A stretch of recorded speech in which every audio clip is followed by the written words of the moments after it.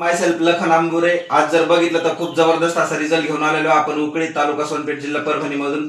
तर रिझल्ट कोणाला आला आणि कशासाठी आलाय ते आपण मॅडम कुणच जाणून घेऊ. नमस्कार मॅडम. नमस्कार. काय नाव आपलं? माझं लिंबाबाई शिवाजी मुले. तर आपले प्रोडक्ट वापरण्याच्या अगोदर कशाचा प्रॉब्लेम होता? मला डोक्याचा, डोळ्याचा, सांधेदुखी, कंबर, मणक्यात गॅप, गुडघे हे सगळं दुखत होतं.